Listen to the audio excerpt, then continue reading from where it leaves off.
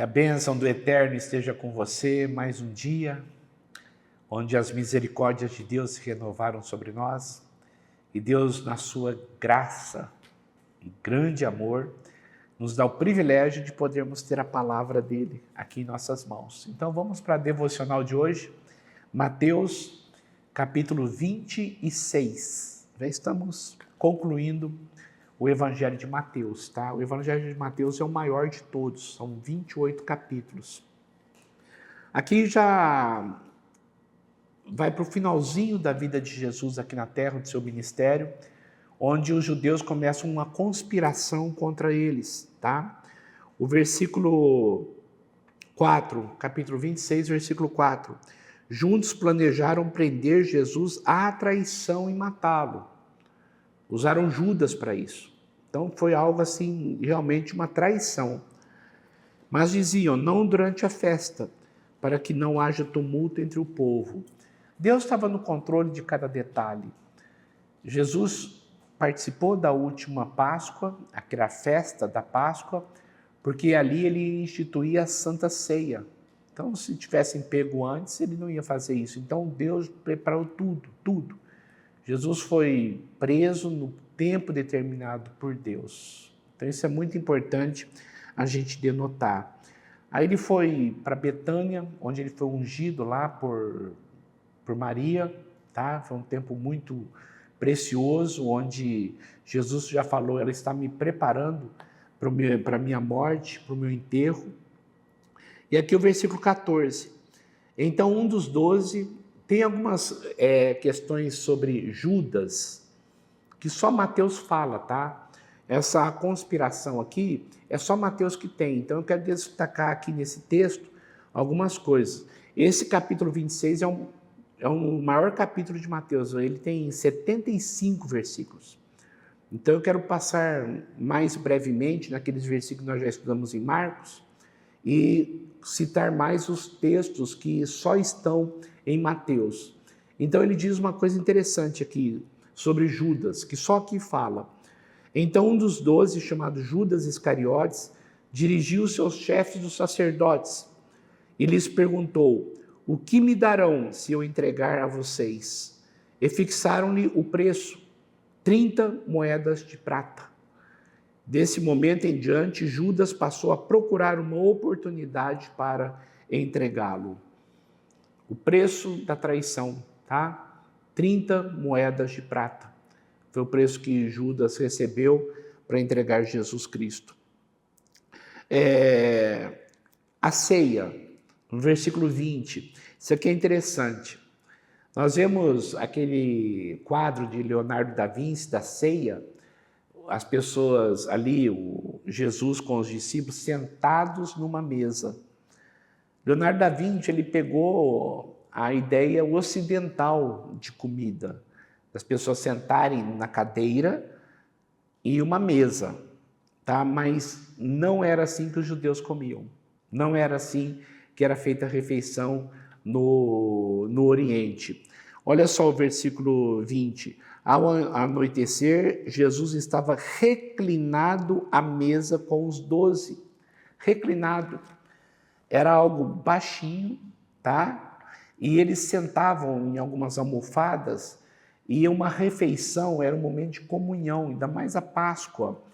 Eles ficavam muito confortáveis, praticamente quase que deitados, com o braço assim, comendo, conversando.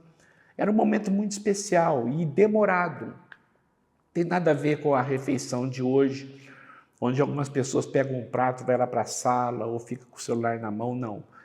Aquilo lá era um momento de comunhão e não era mesa, onde as pessoas sentavam na cadeira e comiam na mesa, não. Eles reclinavam.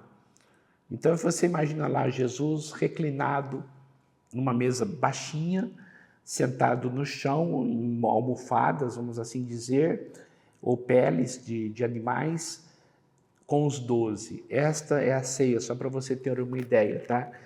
E o versículo 24, esse texto aqui é muito forte. Existe a soberania de Deus e existe a responsabilidade do homem. Eu já falei sobre isso lá em Marcos, mas eu quero destacar isso aqui novamente, tá? Porque para mim é muito forte esse texto, muito forte. Onde diz, o Filho do Homem vai, como está escrito a seu respeito. Mas ai daquele que trai o Filho do Homem, melhor lhe seria não haver nascido. Deus tem os seus decretos, Deus tem a sua soberania, Deus faz tudo conforme a sua vontade, mas o homem não é isento da sua responsabilidade. Deus usa a maldade do homem para fazer aquilo que o homem pretende fazer, para fazer aquilo que Deus quer fazer. No caso, Jesus tinha que morrer e usou Judas, mas a culpa não foi de Deus. Simplesmente Deus deixou Judas seguir o seu próprio caminho, não impediu, tá? Então há uma soberania de Deus, mas há uma responsabilidade do homem. Então, uma coisa que eu quero colocar para você, tudo que acontece com a sua vida, em relação a erros, a responsabilidade é sua. Tudo que acontece na minha vida, a responsabilidade é minha, tá? Então, cuidado para não ficar jogando a culpa em Deus, cuidado para não ficar jogando a culpa no diabo, porque o diabo também ele não força ninguém a errar. Ele simplesmente mostra o caminho.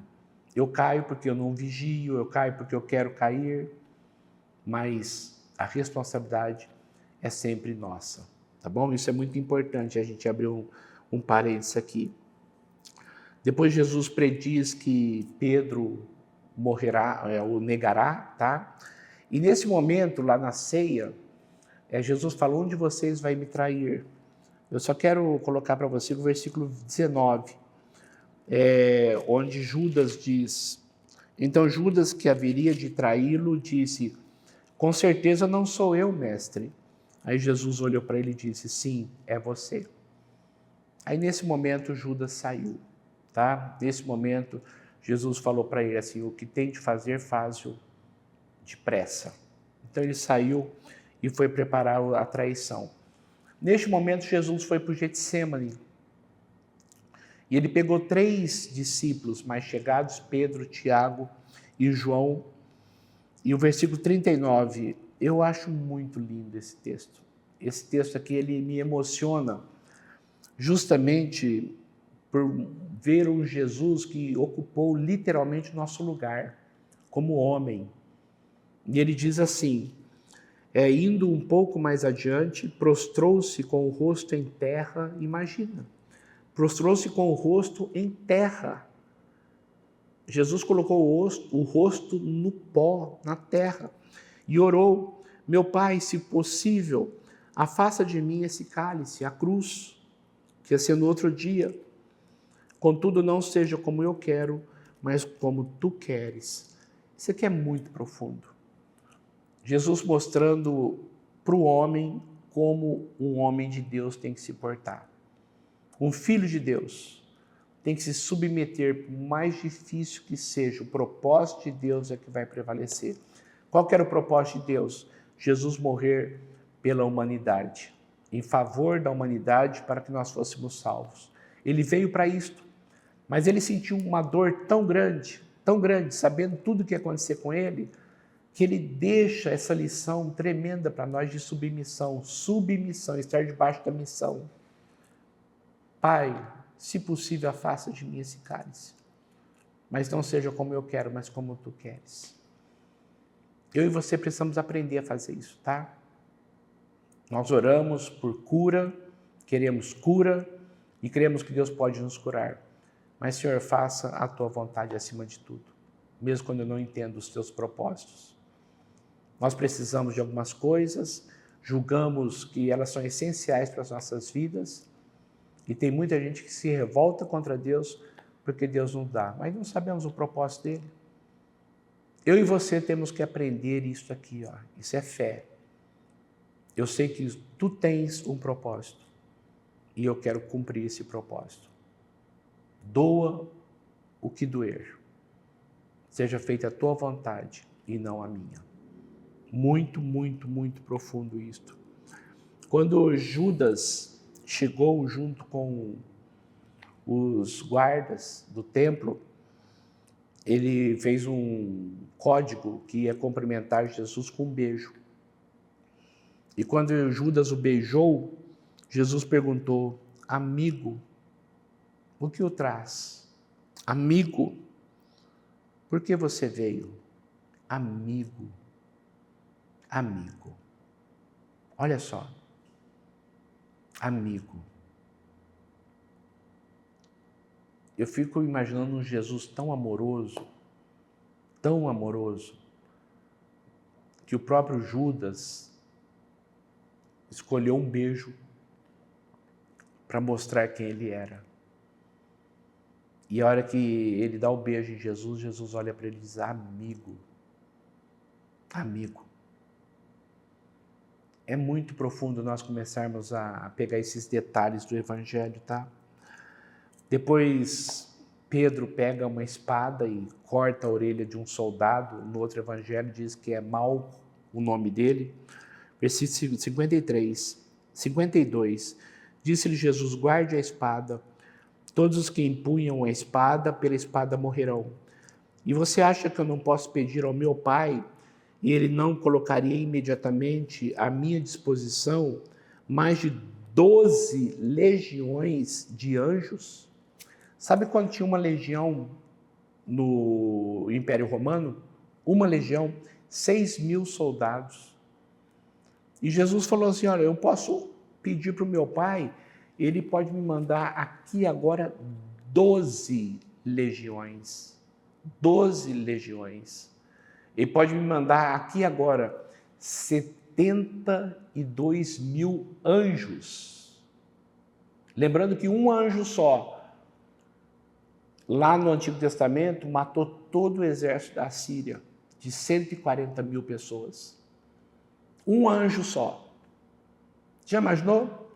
E Jesus fala assim: eu podia rogar ao Pai, Ele me mandava aqui agora 72.000 anjos, as hostes celestiais. O poder de Deus é imensurável. E Jesus disse: eu vim para morrer.